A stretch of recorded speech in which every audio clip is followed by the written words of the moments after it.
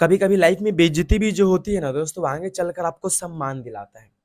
मैं अपनी एक कहानी सुनाता हूँ। जब मैं पारामाउंट पटना वाला है, पारामाउंट में हम लोग पढ़ते थे हम। उसमें एक टीचर थे रीजनिंग का, परवेज आलम करके कुछ नाम था उनका। तो मैंने एक दिन शादी पार्टी में चले गए थे, तो रात में सोए नहीं थे, रात में सोए नहीं। फिर मेरे पास 10 से 1 क्लास वहाँ होता था। फिर 10 से 1 में हम क्लास में गए, रीजनिंग का क्लास चल रहा था, और क्लास में दिन बहुत ज़्यादा नींद, और हम सो गए थे क्लास में। जब क्लास में सो गए सर, रीजनिंग पढ़ा रहे थे, और रीजनिंग में काउंटिंग ऑफ फिगर चल रहा था। तो पढ़ा रहे थे, वो पढ़ाते समय में क्या हुआ, जब हम सोए थे हमें देख लिया, और हमें देखकर वो खूब हमारा हमको भला बुरा जैसे तैसे बोले। बहुत ही बेइज्जती किए कि रात भर क्या करता है नहीं करता है। और उसी में से कोई हमारा दोस्त लोग बोल दिया कि सर ये टीचर है, मास्टर है, पढ़ाता है गाँव में।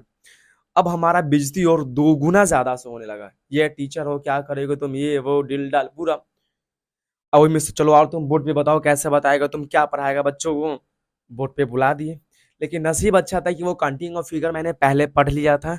अब वो टीचर किस मेथड से बता रहे थे हमें नहीं पता, क्योंकि हम सो रहे थे। और जब हम उस काउंटिंग ऑफ फिगर को उस समय क्लास में बोर्ड पे बताए ना, तो एक लगभग 400-500 की बैच में से एक तालियां बजना शुरू हुआ। और अंदर से जो खुशी महसूस हुआ ना, उसी समय से मैंने ठान लिया कि अब हमें टीचर बनना है। और वो सर जो हमें बेइज्जती कर रहे थे, वो भी साथ में हमारे लिए ताली बजाना शुरू कर दिए। शायद वो घटना हमारे लिए बेइज्जती नहीं था, एक तरह से अच्छा ही था। यानी कोई अगर आपको बेइज्जत करे ना, तो कभी उस पे आप बुरा नहीं मानिएगा।